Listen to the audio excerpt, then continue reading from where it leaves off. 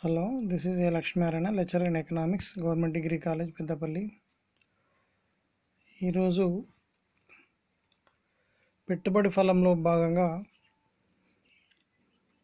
మనం పెట్టుబడి చూసినప్పుడు రెండు రకాలుగా ఉంటాయి. ఒకటి ప్రేరిత పెట్టుబడి, రెండోది స్వయం ప్రేరిత పెట్టుబడి. స్వయం ప్రేరిత పెట్టుబడి ఉత్పత్తిదారులు లేదా పెట్టుబడిదారులు తమంతట తాముగా పెట్టుబడి పెట్టి తమ యొక్క లాభాల గురించి ఆలోచిస్తూ ఉంటారు. ప్రేరిత పెట్టుబడి చూసినప్పుడు ఈ స్వయం ప్రేరిత పెట్టుబడి పెట్టిన పెట్టుబడిదారుల కనుక లాభాలు వస్తే ప్రేరిత పెట్టుబడిదారులు ఆ లాభాలను ఆర్జించడం కొరకు అనేక మంది ప్రేరేపితులై పెట్టుబడి చేయడాన్ని మనం ప్రేరిత పెట్టుబడిగా చెప్పడం జరుగుతుంది.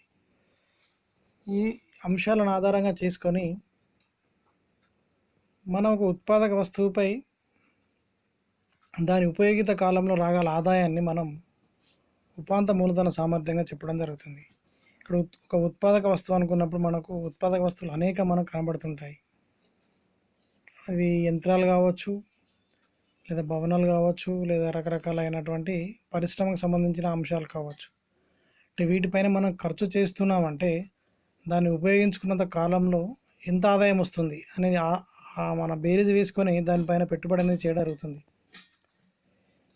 ఫర్ ఎగ్జాంపుల్, ఒక పెట్టుబడిదారుడు ఒక ట్రాక్టర్ కొనుగోలు చేసాడు అనుకుందాం. అంటే ట్రాక్టర్ ఖరీదు ఫస్ట్ బేరీజ్ వేసుకుంటాడు. ఒక 10 లక్షల ట్రాక్టర్ ఖరీదు ఉంటే ఈ ట్రాక్టర్ని ఎన్ని రకాలుగా వినియోగించగలుగుతాము, ఎన్ని సంవత్సరాల్లో మనం 10 లక్షలు సంపాదించగలుగుతాము, అనుకున్న దానికంటే 10 సంవత్సరాలు ఎక్కువగా వచ్చినట్లయితే ట్రాక్టర్ ద్వారా తను లాభం పొందినట్టు, లేదా అనుకున్న దానికంటే తక్కువ వస్తే తను నష్టం పొందినట్టుగా చెప్పడం జరుగుతుంది. అంటే ఒక వస్తువును లేదా ఒక యంత్రాన్ని కొనుగోలు చేసినప్పుడు దాని జీవిత కాలంలో ఎంత ఆదాయం వస్తుంది అని ఆలోచించిన తర్వాతనే పెట్టుబడిదారులు పెట్టుబడి చేయడం అనేది మనం గమనించడం జరుగుతుంది. ఇప్పుడు ఆ అంశాన్ని మనం ఇక్కడ చర్చించుకోవడం జరుగుతుంది. దాన్ని మనం ఎకనామిక్స్లో ఉపాంత మూలధన సామర్థ్యంగా చెప్పడం జరుగుతుంది. Marginal efficiency of capital. ఒక ఉత్పాదక వస్తువుపై దాని ఉపయోగిత కాలంలో రాగల ఆదాయాన్ని ఉపాంత మూలధన సామర్థ్యం అని అంటాము. ఉపాంత మూలధన సామర్థ్యాన్ని నిర్ణయించుటకు రాగల ఆదాయమే కాక ఆ ఉత్పాదక వస్తువులకై వ్యయము లేక సప్లై ధర కూడా తీసుకుంటాము. రాగల ఆదాయాన్ని దాని సప్లై ధరతో పోల్చితే ఉపాంత మూలధన సామర్థ్యాన్ని విభజించవచ్చు. దీన్ని మనం డిస్కౌంట్ రేట్గా చెప్పడం జరుగుతుంది. ఒక వస్తువు జీవితకాలం ఉపయోగించినప్పుడు ఎంత ఆదాయం వస్తుంది, దానికి అయ్యే వ్యయం ఎంత, లేక దాని అయ్యే సప్లై ఎంత అనే అంశాలను పరిగణలోకి తీసుకుంటాము. దాన్ని మనం డిస్కౌంట్ రేట్గా చెప్పడం జరుగుతుంది. ఆ డిస్కౌంట్ రేట్కు ద్వారా మనం ఉపాంత మూలధన సామర్థ్యాన్ని ఏ విధంగా గణించవచ్చు అనే అంశాన్ని మనం ఇప్పుడు పరిశీలిద్దాం. ఉదాహరణకు, ఒక యంత్రాన్ని కొని స్థాపించుటకు ఒక 1000 రూపాయలు అవుతుంది అనుకుందాం. ఒక యంత్రాన్ని కొని స్థాపించుటకు ఒక 1000 రూపాయలు అవుతుంది అనుకున్నప్పుడు ఇది దాని సప్లై ధర. అంటే ఒక యంత్రాన్ని మనం తీసుకొని స్థాపించడానికి అయ్యే ఖర్చు ఇక్కడ 1000 రూపాయలు. దాని జీవితకాలం 5 సంవత్సరాలు అనుకుందాం. అంటే యంత్రం ఖరీదు 1000 రూపాయలు, జీవితకాలం 5 సంవత్సరాలు అనుకున్నప్పుడు దాని నుండి రాగల ఆదాయం సంవత్సరానికి 200 అయినచు, దాని నుంచి వచ్చే ఆదాయం ఎంత, సంవత్సరానికి 200 అయినచు, 5 సంవత్సరాల తర్వాత దాని నుంచి వచ్చిన ఆదాయం దాని సప్లై ధరకు సమానం అవుతుంది. అంటే ఉపాంత మూలధన సామర్థ్యము 20% అన్నమాట. దీనిని డిస్కౌంట్ రేట్ అనవచ్చు. ఇక్కడ దానికి అయ్యే ఖర్చు ఎంత, 1000 రూపాయలు, జీవితకాలం 5 సంవత్సరాలు, ప్రతి సంవత్సరానికి వచ్చే ఆదాయం ఎంత, 200.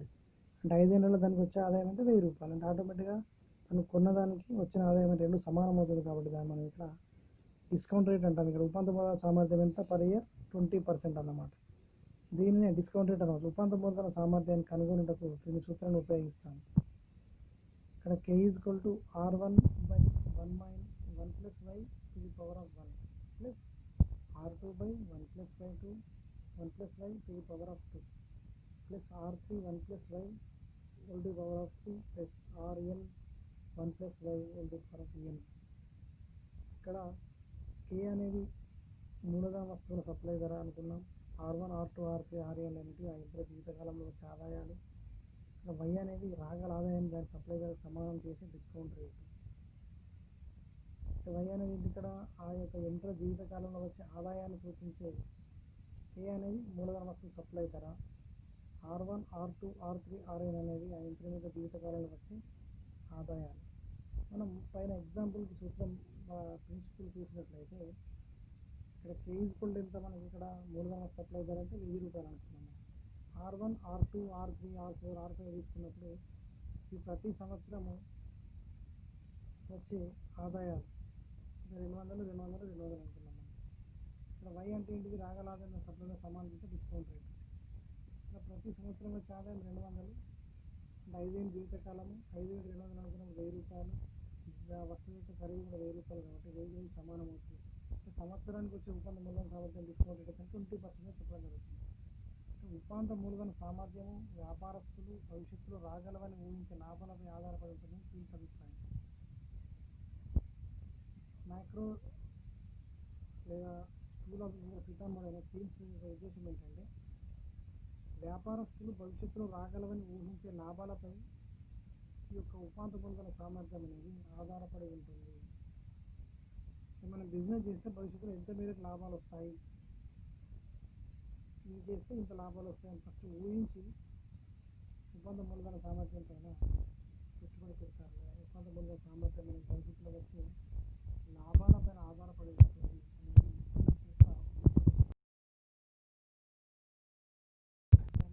అనేది ప్రభావితం చేసే అంశాలు మనం పరిశీలించినప్పుడు ఇందులో మళ్ళీ 2 రకాలు విభజించినట్లయితే స్వల్పకాలిక అంశాలు ఉంటాయి, 2 దీర్ఘకాలిక అంశాలు ఉంటాయి. స్వల్పకాల అంశాలు తీసుకున్నప్పుడు మొట్టమొదటి పాయింట్ ఏంటంటే భవిష్యత్తు డిమాండ్, ఎక్స్పెక్టెడ్ డిమాండ్. అంటే వస్తువులకు భవిష్యత్తు డిమాండ్ ఎక్కువగా ఉంటుందని ఊహించబడితే ఉపాంత మూలధన సామర్థ్యం ఎక్కువగా ఉంటుంది. మనం ఈ యొక్క ఎంఈసీకి ఎగ్జాంపుల్గా అనేక అంశాలు మనం తీసుకోవడం జరుగుతుంది. తను తీసుకున్న వస్తువు లేదా తను పెట్టుబడి చేసిన వస్తువుకు ఫ్యూచర్లో డిమాండ్ ఎక్కువగా ఉంటుంది అని భావించినప్పుడు దాని ద్వారా వచ్చే ఎంఈస్ అనేది కూడా చాలా ఎక్కువగా ఉంటుంది. ఫర్ ఎగ్జాంపుల్ హార్వెస్టర్ తీసుకున్నట్లయితే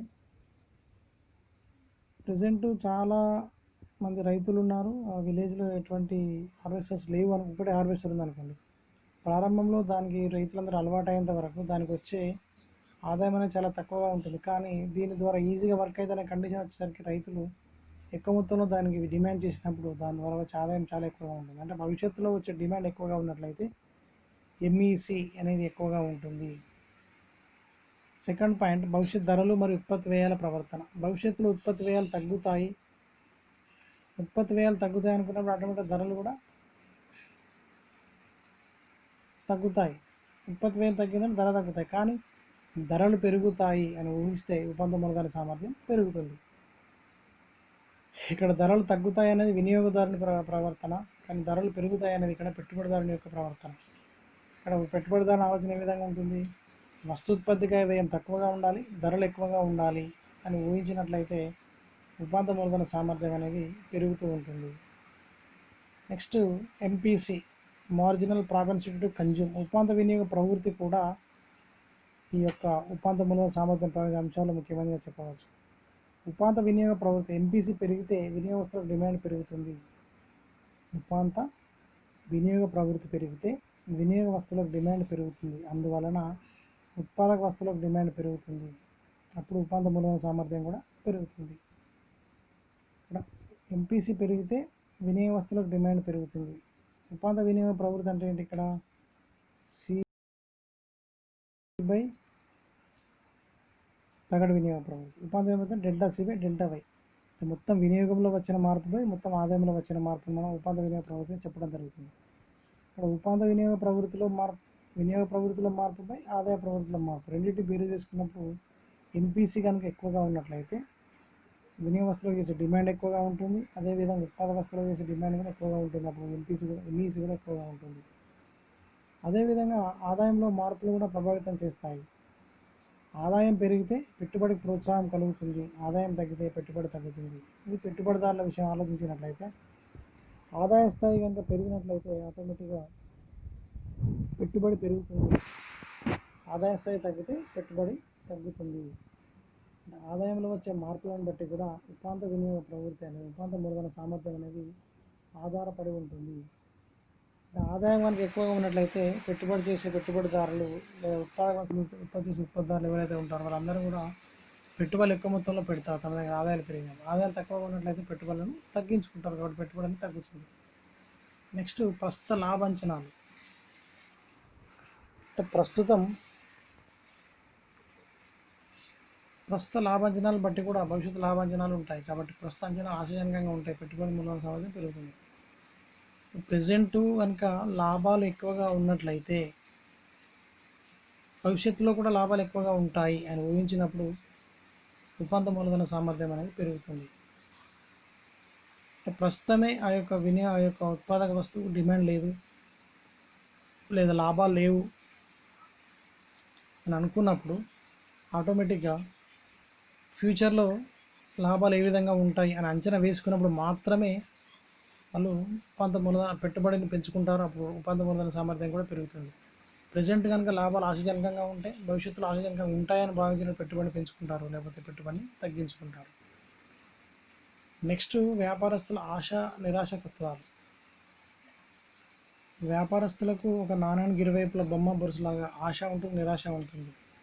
వ్యాపారస్తులు ఆశ నిరాశ తత్వాలు లోడవుతుంటారు.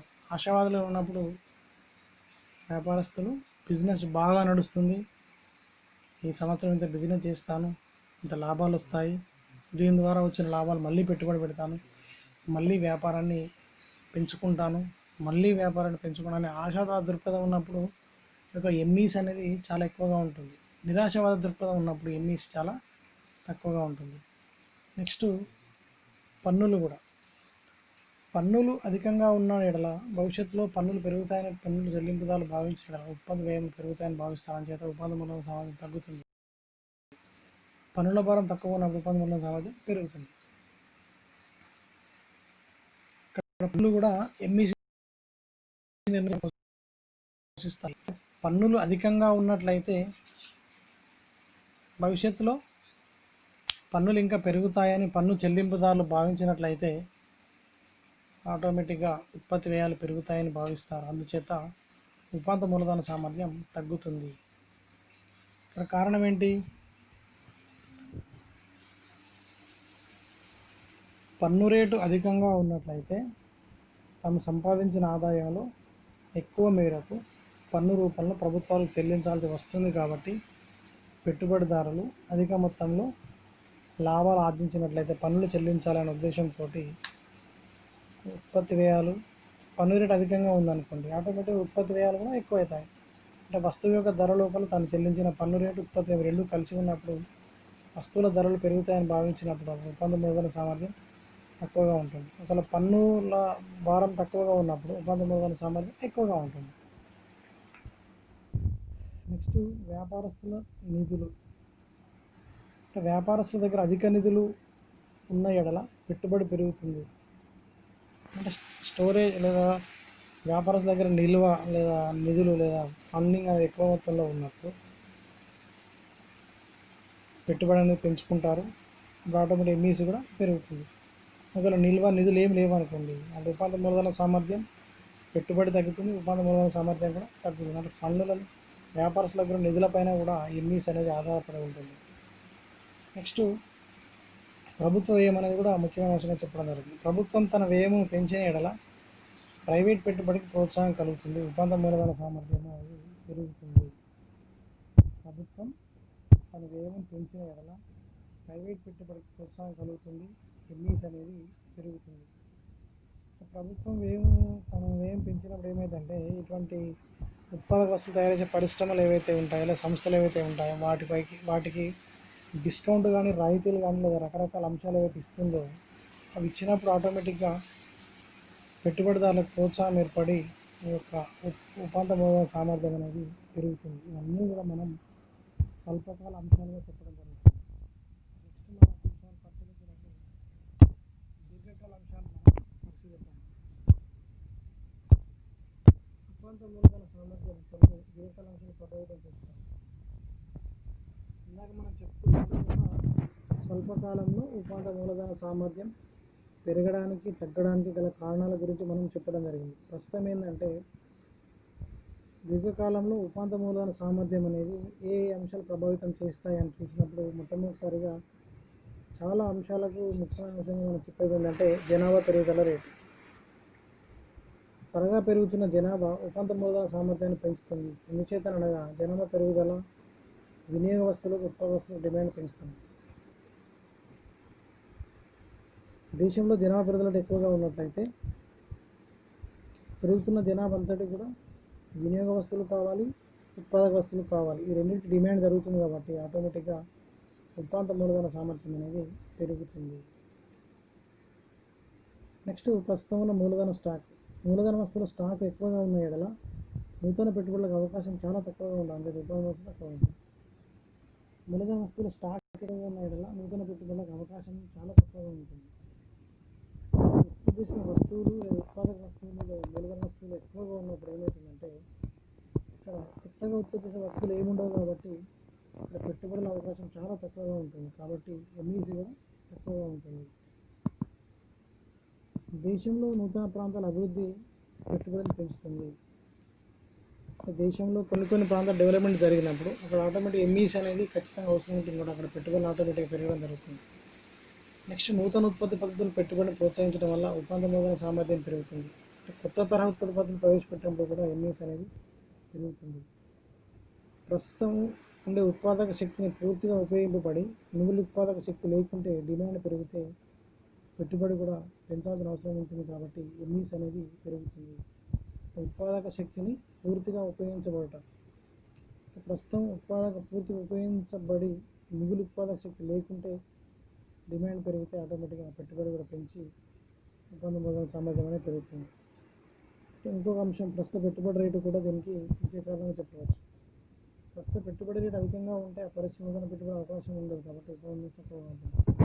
ప్రస్తుత పెట్టుబడి రేటు అనేది అధికంగా ఉన్నట్లయితే ఆ పరిశ్రమలలో ఎంఈసీ లేదా నూతన పెట్టుబడి చేసే అవకాశం చాలా తక్కువగా ఉంటుంది. కాబట్టి అక్కడ ఉత్పాదక మూలధన సామర్థ్యం కూడా చాలా తక్కువగా ఉండే అవకాశం ఉంటుంది.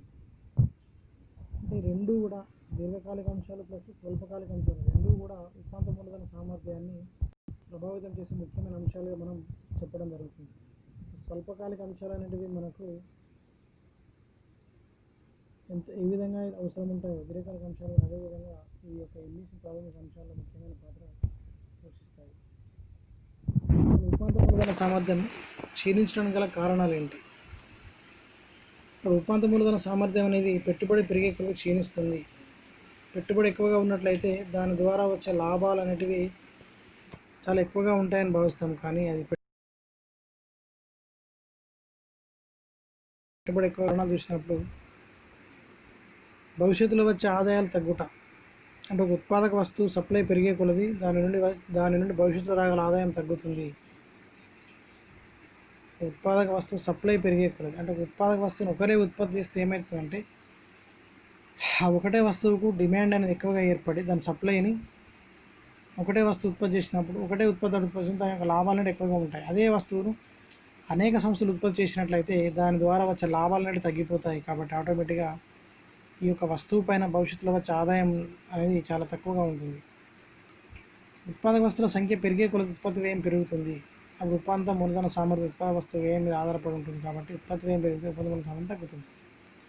ఇక్కడ ఉత్పత్తి వ్యయం అనేది కూడా ఉత్పాదక వస్తువుల యొక్క ధర అనేది ఉత్పత్తి వ్యయం పైన ఆధారపడి ఉంటుంది. ఇక్కడ ఉత్పత్తి వ్యయం ఎక్కువగా ఉన్నట్లయితే వస్తువుల యొక్క ధర ఎక్కువగా ఉంటుంది. అదేవిధంగా ఉత్పాదక వస్తువు యొక్క ఉత్పత్తి వ్యయం ఉత్పాదక వస్తువు వ్యయం పైన ఆధారపడి ఉంటుంది. కాబట్టి ఆటోమేటిక్గా ఉత్పత్తి వ్యయం పెరిగితే ధర ఎక్కువగా ఉంటుంది. కాబట్టి ఎక్కువ మొత్తం వస్తువులు అమ్ముడుపోకపోవడం వల్ల ఈ యొక్క భవిష్యత్తులో వచ్చే లాభాలు అనేవి తక్కువగా ఉంటాయి. కాబట్టి ఎంఈసీ అనేది తక్కువగా ఉంటుంది. కొన్ని సందర్భాలు ఉత్పాదక వస్తువుల సప్లై పెరిగితే వస్తువుల ఉత్పత్తి పెరిగినప్పుడు ఆటోమేటిక్గా ధరలు తగ్గుతాయి. ధరలు తగ్గినప్పుడు రాగల ఆదాయాలు తగ్గుతాయి. కాబట్టి ఉత్పాదక మూలధన సామర్థ్యం అనేది క్షీణిస్తుంది. అంటే ఉత్పత్తి పెరుగుట ధరలు తగ్గుట అనేది కూడా ఇక్కడ మనకు ఈ యొక్క ఎంఈసీ క్షీణించడానికి గల ముఖ్య కారణం చెప్పడం జరుగుతుంది. ఉత్పాదక వస్తువుల సప్లై ఉత్పాదక వస్తువులు తయారీ సంస్థలు చాలా ఉన్నప్పుడు వాటి యొక్క సప్లై పెరిగింది అనుకోండి ఆటోమేటిక్గా వస్తువుల ధరలు తగ్గుతాయి. వస్తువుల ధరలు తగ్గినాయి అనుకున్నప్పుడు వచ్చే లాభాలు తగ్గుతాయి. లాభాలు తగ్గుతాయి పెట్టుబడులు తగ్గించుకుంటారు. ఆటోమేటిక్గా ఉత్పత్తి మూలధన సామర్థ్యం కూడా తక్కువగా ఉంటుంది లేదా క్షీణిస్తుంది. నెక్స్ట్ ఉత్పత్తి మూలధన సామర్థ్యం ప్రధానంగా ప్రభావితం చేసేది ఉత్పాదక వస్తువు యొక్క వ్యయం మరియు దాని నుండి భవిష్యత్తులో గల ఆదాయం అంచనా తీసుకున్నట్లయితే ఉత్పత్తి వ్యయాలు మారవంటాడు కీన్స్. ఎందుచేతనంటే వ్యాపారస్తుల ఊహలు సరిగా ఉండవు కాబట్టి స్వల్పకాలంలో ఉపాంత మూలధన సామర్థ్యం స్థిరంగా రాకపోవడానికి గల కారణం లాభాల్లో మార్పు అంటాడు కెయిన్స్. ఉత్పాదక వస్తు ఉత్పత్తి వ్యయం మరియు దానిని భవిష్యత్తులో రాగల ఆదాయ అంచనాలు స్వల్పకాలం తీసుకుంటే ఉత్పత్తి వ్యయాలు మారవు, కానీ ఇది దీర్ఘకాలం సంబంధించిన అంశం కాబట్టి వాళ్ళ యొక్క ఊహలన్నిటివి సరిగా ఉండకపోయినట్లయితే ఆటోమేటిక్గా ఉపాంత మూలధన సామర్థ్యంలో మార్పు అనేది మనం రావడం గమనించవచ్చు. అదేవిధంగా పెట్టుబడి ఉపాంత మూలధన సామర్థ్యం మీద పెట్టుబడి అనేది ఎంఈసి మీద ఆధారపడి ఉంటే ఎంఈసి మీద ఆధారపడుతుంది, మరియు అదేవిధంగా పెట్టుబడి అనేది ఇంకొకటి ఏంటంటే వడ్డీ రేటు పైన కూడా ఆధారపడి ఉంటుంది.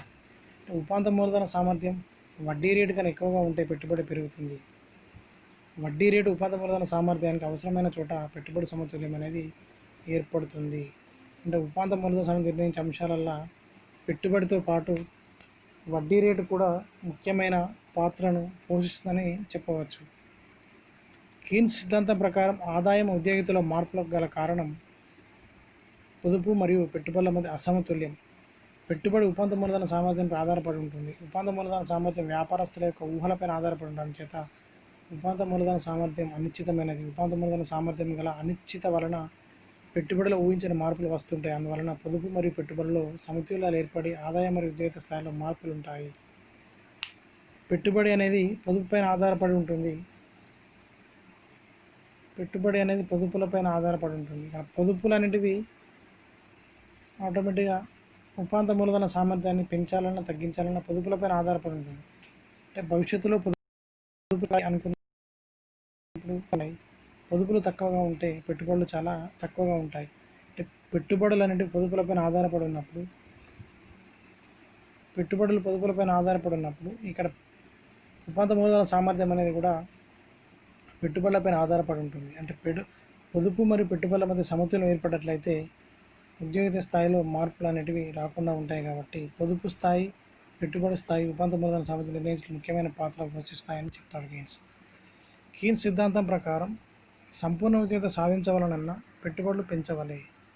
అయితే ప్రైవేట్ పెట్టుబడి అనిశ్చితమైన ఉపాంత మూలధన సామర్థ్యంపై ఆధారపడినందున అది కూడా అనిశ్చితంగా ఉన్నది. కాబట్టి సంపూర్ణ ఉద్యోగిత స్థాయి చేరుటకు ప్రభుత్వ పెట్టుబడిని పెంచవలసి ఉంటుంది. ఇక్కడ పెట్టుబడులు ప్రైవేట్ వ్యక్తులు చేయొచ్చు మరియు ప్రభుత్వం చేయొచ్చు, కానీ సంపూర్ణ ఉద్యోగిత స్థాయి సాధించాలి అనుకున్నప్పుడు పెట్టుబడులు అనేటివి ప్రైవేటు బదులుగా ప్రభుత్వం కనుక చేసినట్లయితే ఆటోమేటిక్గా సంపూర్ణ ఉద్యోగిత స్థాయి సాధించే అవకాశం అనేది మనం చూడవచ్చు. అటువంటి సంపూర్ణ స్థాయి సాధించాలంటే పెట్టుబడులు అనేటివి గవర్నమెంట్ కనుక ఎక్కువ చేసి ఉన్నట్లయితే సంపూర్ణ ఉద్యోగిత స్థాయిని సాధించడం ఆస్కారం ఉంటుంది. అదేవిధంగా ఉపాంత మూలధన సామర్థ్యంలోని అనిశ్చిత అనేది వ్యాపార చక్రాలకు కారణమవుతుంది.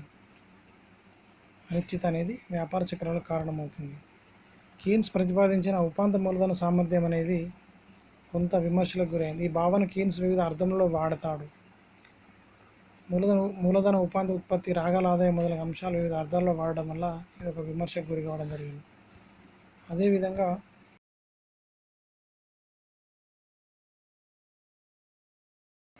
ఆధారపడి ఉంటుంది. అంటే ఉపాంత మూలధన సామర్థ్యము కాక వడ్డీ రేటు కూడా ఊహలపైన ఆధారపడి ఉంటుందని చెప్తాడు. ఉపాంత మూలధన సామర్థ్యం వ్యాపారస్తులు రాగలవని ఊహించే లాభాలపై ఆధారపడి ఉంటుంది కీన్స్ అంటాడు. అయితే వడ్డీ రేటు కూడా కొంతవరకు ఇటువంటి ఊహలపైన ఆధారపడి ఉంటుందనే అంశాన్ని కీన్స్ విస్మరించాడు. అందుచేతనే కీన్స్ ఉపాంత మూలధన సామర్థ్యంను చలన విశ్లేషణగాను వడ్డీ రేటు నిశ్చల విశ్లేషణగాను పరిగణించడం సమర్థనీయం కాదు. ఇది చాలా ముఖ్యమైన అంశంగా మనం చెప్పవచ్చు సిద్ధాంతం లోపల. అంటే మూలధన సామర్థ్యము వ్యాపారస్తుల యొక్క ఊహలపైన ఆధారపడి ఉన్నప్పుడు వ్యాపారస్తుల ఊహలు ఏ విధంగా అంటే లాభాలపైన ఆధారపడతాయి. ఇక్కడ లాభాలు ఎక్కువగా రావాలనుకున్నప్పుడు పెట్టుబడులు ఎక్కువగా ఉండాలి. పెట్టుబడులు ఎక్కువ ఉండాలనుకుంటే ఇక్కడ పొదుపులు ఎక్కువగా ఉండాలి. పొదుపులు ఎక్కువ ఎప్పుడు చేస్తారు జనం అంటే వడ్డీ రేట్ అనేది ఎక్కువగా ఉన్నప్పుడు మాత్రమే పొదుపులు ఎక్కువ చేస్తారు. వడ్డీ రేట్ ఎక్కువ ఉంటే పొదుపు ఎక్కువ ఉంటుంది, వడ్డీ రేట్ తక్కువ ఉంటే పొదుపు తక్కువగా ఉంటుంది. ఇక్కడ వడ్డీ రేట్ అనే పదాన్ని కీన్స్ పూర్తిగా విస్మరించాడు. కాబట్టి ఈ యొక్క వడ్డీ రేటును నిశ్చల విశ్లేషణగా పరిగణించడం వల్ల ఈ యొక్క విమర్శ అనేది చేయడం జరిగింది. కీన్స్ పరిపూర్ణ పోటీ ఉన్నదని ప్రమేయం చేస్తారు. అసంపూర్ణ పోటీ నెలకొని ఉన్న ఉపాంత మూలధన సామర్థ్యం అనే భావన చేయవలసిన మార్పును కీన్స్ వివరించలేదు. ఇక్కడ పూర్తిగా సంపూర్ణ పోటీ ఉన్నదని ప్రమేయం చేయడం వల్ల అసంపూర్ణ పోటీ మార్కెట్లో పోటీ అనేది ఉంటుంది. కాబట్టి అటువంటి అంశాలను ఇక్కడ కీన్స్ పరిగణలోకి తీసుకోకపోవడం వల్ల ఈ యొక్క సిద్ధాంతం కొంత విమర్శకు గురైందని చెప్పడం జరుగుతుంది. అదేవిధంగా పెట్టుబడులపై ప్రతిఫలమును ప్రభావితం చేయ ఇతర అంశాలు విస్మరిస్తాడు. ఉదాహరణకు వేతనములు ఉపాధి ఉత్పాదక సమానంగా ఉంటాయని కీన్స్ భావిస్తాడు. ఈ భావన తొలగించిన ఎడల ఉపాధి మూలధన సంబంధించిన వేతనంలో ముఖ్య పాత్ర వహిస్తాయి. అంటే కీన్స్ ఓన్లీ పొదుపులు, పెట్టుబడులు, ఊహలు మాత్రం, లాభాలు మాత్రమే తీసుకున్నాడు. మిగతా అనేక అంశాలు కూడా ఈ సిద్ధాంతాన్ని ప్రభావితం చేస్తాయి కాబట్టి అనేక అంశాలు విస్మరించాడని చెప్పక తప్పదు. అంటే ఇక్కడ వేతనాలు కూడా ముఖ్యమైన పాత్ర వహిస్తాయి. ఉత్పాదక సంస్థల వేతనాలు ఎక్కువగా ఉన్నట్లయితే ఉత్పత్తి వ్యయంలో వేతనాలు ఎక్కువగా ఉన్నప్పుడు ఉత్పత్తి వ్యయం ఎక్కువగా ఉంటుంది, ధర ఎక్కువగా ఉంటుంది. వేతనాల భావన అనేది ఇక్కడ కీన్స్ పరిగణలోకి తీసుకోకపోవడం వల్ల ఇది కూడా ఒక విమర్శగా చూడడం జరుగుతుంది. మూలధనం మొత్తం లక్షణం భావన. మూలధనం మొత్తం లక్షణం భావన. కీన్స్ ఉపాధి మూలధన సామర్థ్యమైన భావన ఆర్థిక వ్యవస్థలోని మొత్తం మూలధనానికి సంబంధించినది. మొత్తం మూలధనం కన్నా వివిధ రంగంలో ఉపాధి మూలధన సామర్థ్యం ముఖ్యమైనది. అంటే ఇక్కడ ఏ రంగంలో పెట్టుబడి పెడతాడో ఆ రంగంలో సంబంధించిన మూలధనం గురించి మాత్రమే కీన్స్ పరిగణలోకి తీసుకోవాలి. కానీ మూలధనం మొత్తం అంటే మన దేశంలో ఉండే మూలధనం మొత్తం స్థాయిని ఇక్కడ తీసుకొని చెప్పడం వల్ల వివిధ రంగాలలో కొన్ని రంగాలలో మూలధనం ఎక్కువగా ఉన్నప్పుడు లాభాలు రావచ్చు, కొన్ని రంగాల్లో మూలధనం నష్టాలు రావచ్చు. పెట్టుబడి పెట్టిన ప్రతి రంగంలో లాభాలు వస్తామని, ప్రతి రంగం నష్టాలు వస్తామని ఇక్కడ కూడా కీన్స్ ఆ విషయాన్ని పరిగణలోకి తీసుకోకపోవడం వల్ల ఇది కూడా కొంత విమర్శకు గురైంది. అంటే ఏ రంగంలోనైనా మూలధనం అనేది అన్ని రంగాల్లో ఉంటుంది. ఫర్ ఎగ్జాంపుల్ ఒక పరిశ్రమలో మూలధనం ఎక్కువగా చేసినప్పుడు లాభాలు వస్తాయి, అదే మూలధనాన్ని మరొక పరిశ్రమ నష్టాలు వస్తాయి. అంటే వివిధ రంగాలలో చేస్తున్న మూలధనాన్ని పరిగణలోకి తీసుకొని పెట్టుబడులు పెట్టాలి తప్ప పెట్టుబడులు అన్నీ మొత్తం ఒకటే విధంగా ఉంటాయని భావించడం అనేది కూడా ఒక రకమైన విమర్శగా చెప్పడం జరుగుతుంది. ఇతర అంశాల మార్పుల ప్రభావం పరిగణించలేదు. కీన్స్ నిలకడగా భావించిన అంశాలు మారినచో ఎంఈసీపై వాటి ప్రభావాన్ని వివరించలేదు. అంటే కీన్స్ ఓన్లీ నిలకడ గల అంశాలు ఏవైతే ఉంటాయో లేదా నిశ్చల అంశాలు ఏవైతే ఉంటాయో వాటి గురించి మాత్రమే పరిగణలోకి తీసుకోవడం జరిగింది. మిగతా అంశాలు ఏవి కూడా పరిగణలోకి తీసుకోకపోవడం అనేది చాలా విమర్శకు గురైంది. అంటే కీన్స్ నిలకడగా భావించిన అంశాలన్నీ మారినచో ఎంఈసీపై వాటి ప్రభావాన్ని వివరించలేదు. ఇక్కడ మనం ప్రారంభంలో చెప్పుకున్నాం, మూలధన సామర్థ్యం అనేది లేదా ఎంఈసీ అనేది వ్యాపారస్తులు లేదా ఉత్పాదక వస్తువుపై భవిష్యత్తులో వచ్చే లేదా భవిష్యత్తులో రాగల ఊహించిన లాభాలు ఏవైతే ఉంటాయో వాటిపైన ఎంఈసీ ఆధారపడిందని చెప్పడం. ఇక్కడ భవిష్యత్తులో రాగల లాభాల గురించి ఆలోచించినప్పుడు, భవిష్యత్తులో పెట్టుబడుల గురించి ఆలోచించినప్పుడు ఇక్కడ పెట్టుబడులకు సంబంధించిన వడ్డీ రేటును అనేది ఇక్కడ కీన్స్ విస్మరించడం జరిగింది. కాబట్టి ఈ నిలకడగా ఉన్న అంశాలు ఏవైతే ఉంటాయో వాటి అన్నింటి గురించి కీన్స్ పరిగణనలోకి తీసుకోకపోవడం వల్ల ఈ యొక్క ఉపాంత మూలధన సామర్థ్య భావన అనేది అనేక విమర్శలకు గురైందని చెప్పక తప్పదు. కొన్ని పరిమితులు ఉన్నప్పటికీ కూడా లేదా కొన్ని మినహాయింపులు లేదా కొన్ని విమర్శలు ఉన్నప్పటికీ కూడా ఈ యొక్క ఉపాంత మూలధన సామర్థ్యం అనేది చాలా ముఖ్యమైన అంశంగా, స్థూల విశ్లేషణకు ముఖ్యమైన సాధనంగా ఉపయోగపడుతుందని చెప్పడంలో ఎటువంటి సందేహం లేదని చెప్పవచ్చు. దీన్ని మనం ఒక చిన్న ఎగ్జాంపుల్ తీసుకున్నప్పుడు ఫ్లోర్ మిల్ తీసుకుందాం. ఉపాంత మూలధన సామర్థ్యం కింద ఒక ఫ్లోర్ మిల్, ఒక పిండి గిన్నె స్థాపించే వ్యక్తి ఏం చేస్తాడు, తను ఒక 20,000 పెట్టి పిండి గిన్నె లేదా 50,000 పిండి గిన్నె స్థాపించినప్పుడు తన పిండి గిన్నెకి గల ప్రతిదీ కూడా అంచనా వేసుకున్న తర్వాతనే తన ఒక దుకాణం స్టార్ట్ చేస్తాడు. తనకు గిరాకీ ఏ విధంగా ఉంటుంది, సీజనల్ ఏ విధంగా ఉంటుంది, సీజనల్ కానప్పుడు ఏ విధంగా ఉంటుంది, సీజన్ ఉన్నా లేకున్నా కరెంట్ బిల్ పే చేయాలి, రూమ్ రెంట్ పే చేయాలి, ఇవన్నీ బేరేజ్ వేసుకొని తను ప్రారంభిస్తాడు. ప్రారంభించిన తర్వాత కొంతకాలం వరకు చాలా ముమ్మరంగా కొనసాగుతుంది. ఆ తర్వాత ఆటోమేటిక్గా డల్ అయిపోయింది అనుకోండి. అంటే తను పెట్టినప్పుడు ఆలోచిస్తాడు, దీని ద్వారా ఎంత ఆదాయం వస్తుంది, మనం ఎంత మేరకు బేరీజ్ వేయగలుగుతాం, ఎంత మేరకు చెల్లించగలుగుతాం, ఆసరా వేసుకున్న తర్వాతనే తను ప్రారంభించడం జరుగుతుంది. అంటే ఇక్కడ జీవితకాలంలో వచ్చే లాభాలు ఏవైతే ఉంటాయో అవన్నీ కూడా ప్రారంభంలోనే ఉత్పత్తిదారులు లేదా పెట్టుబడిదారులు ఆలోచించుకొని రకరకాలైన వాటిపైన పెట్టుబడులు పెట్టడం అనేది మనం గమనించవచ్చు. అంటే కొంతకాలం తనకు ఎలాంటి గిరాకీ లేకున్నా కూడా తను ఉండగలుగుతాడు, కొంతకాలం ఫుల్ గిరాకీ ఉంటుంది. అంటే ఆ ఫుల్ గిరాకీ ఉన్న టైం లోపల తన లాభాలు సాధించుకుంటాడు, మిగతా టైంలో ఖాళీగా ఉంటూ తన యొక్క బిజినెస్ను కొనసాగించడం జరుగుతుంది. అదేవిధంగా యంత్రాన్ని కూడా మనం పూర్తి స్థాయిలో ఎప్పుడు కూడా వినియోగించడం జరగదు. కొంతకాలం యంత్రం పైన కూడా చేసే పనులన్నీ కూడా ఖాళీగా ఉంటాయి. ఆ టైంలో యంత్రం కూడా ఫ్రీగానే ఉండే అవకాశం ఉంటుంది.